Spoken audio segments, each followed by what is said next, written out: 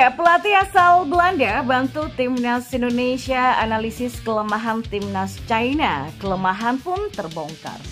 Dan timnas Indonesia, dua faktor penting jadi senjata Patrick Kluivert gebuk China di GBK nantinya. Dan saatnya timnas mengamuk.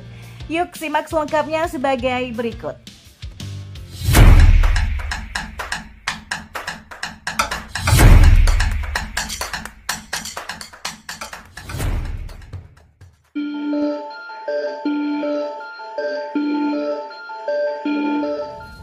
Ya, pelatih asal Belanda, Jason Vermeer, menilai ada kekurangan yang dimiliki timnas China yang wajib dimanfaatkan oleh pasukan timnas Indonesia.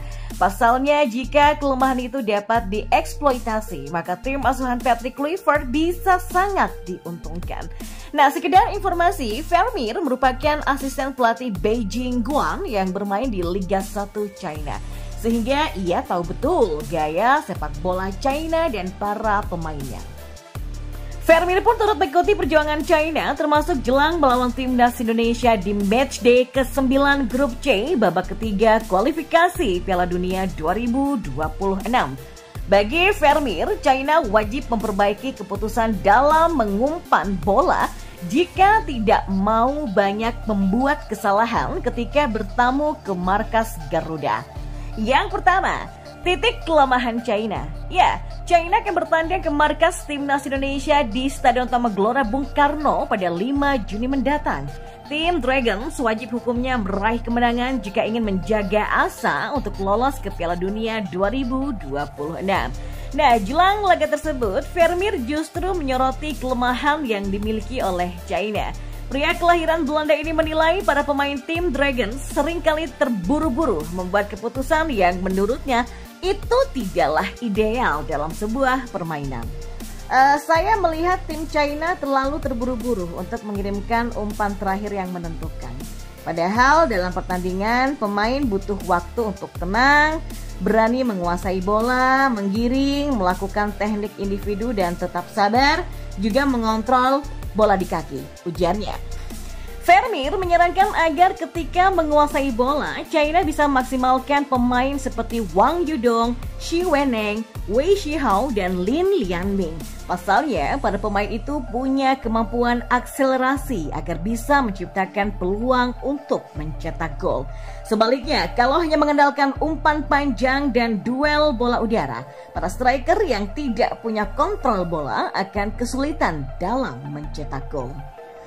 Yang kedua, diprediksi bakal sengit. Ya, tim arahan Branko Ivankovic ini punya modal yang bagus karena di pertemuan pertama mereka menang dengan skor 2-1 di Oktober 2024 lalu. Tapi itu bukan jaminan karena saat ini timnas Indonesia memasuki era baru di bawah kepemimpinan Patrick Kluivert. Ditambah skuad Garuda main di kandang sendiri. Ya, timnas Indonesia tentunya juga mengusung misi balas dendam. Apalagi mereka juga wajib meraih kemenangan untuk melawan China guna menjaga asa lolos ke Piala Dunia 2026 baik lewat jalur otomatis ataupun melanjutkan perjuangannya via babak keempat kualifikasi.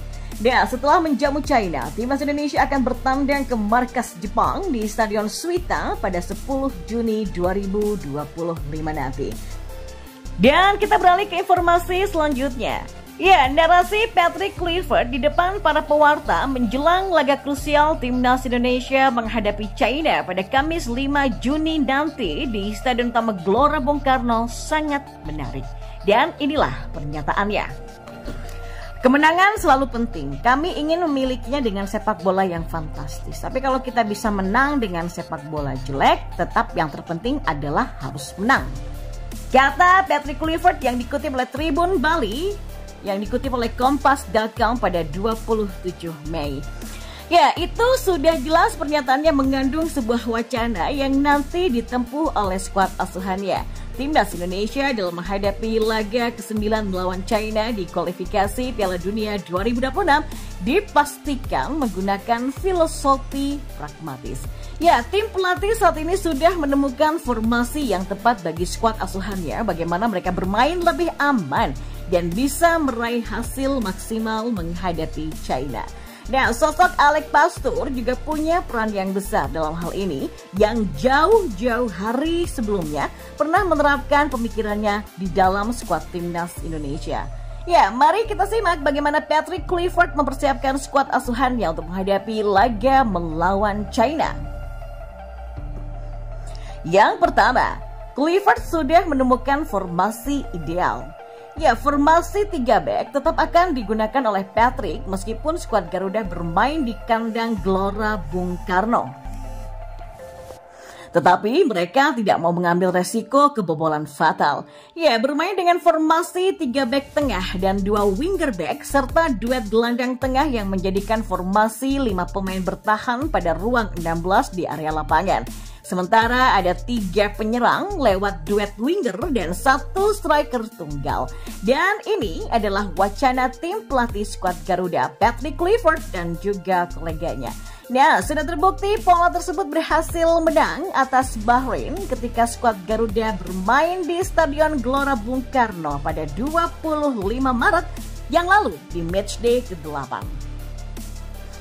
Dan selanjutnya, Kluivert menuntut kepada skuad asuhannya tetap fokus dan menanamkan dalam benak mereka kata kunci, yaitu kemenangan.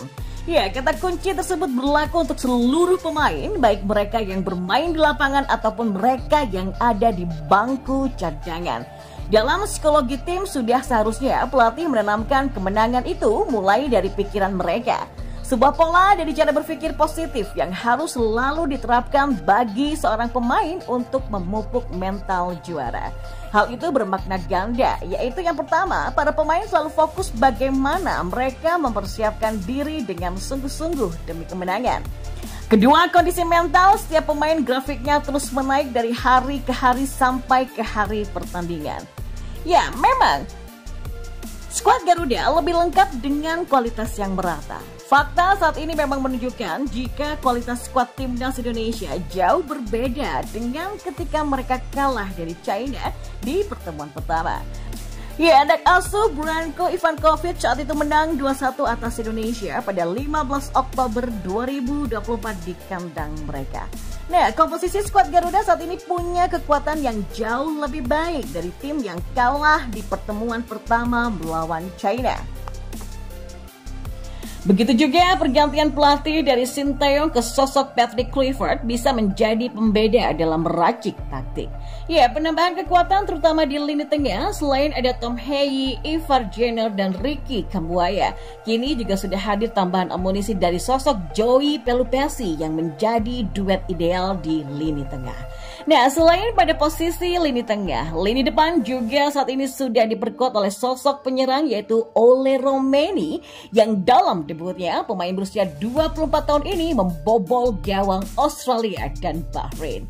Ole diharapkan menjadi striker murni yang saat ini tidak dimiliki oleh timnas Garuda.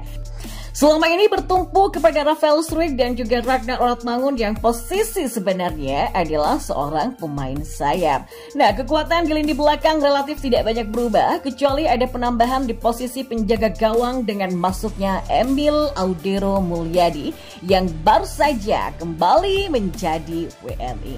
Ya, barisan back masih lengkap seperti Rizky Ridho, Jay Itzes, Kelvin Verdong, Sandy Wallace, Shani Patinama, Nathan Choeon, Pratama Arhan, Asnawi Mangku Alam, Justin Hubner, Miss Hilges, dan Jordi Amat, lalu juga ada Kevin Dix. Ya, begitu juga dari pemain-pemain yang bermain di Liga 1 yang saat ini merapat kembali ke dalam timnas senior. Nah, kini kita menunggu semua wacana dan skenario dari racikan taktik Patrick Kluivert dan kolega dalam laga penting menghadapi China di Stadion Utama Gelora Bung Karno pada Kamis 5 Juni mulai pukul 20.45 waktu Indonesia Barat. Selamat berjuang, Timnas Indonesia!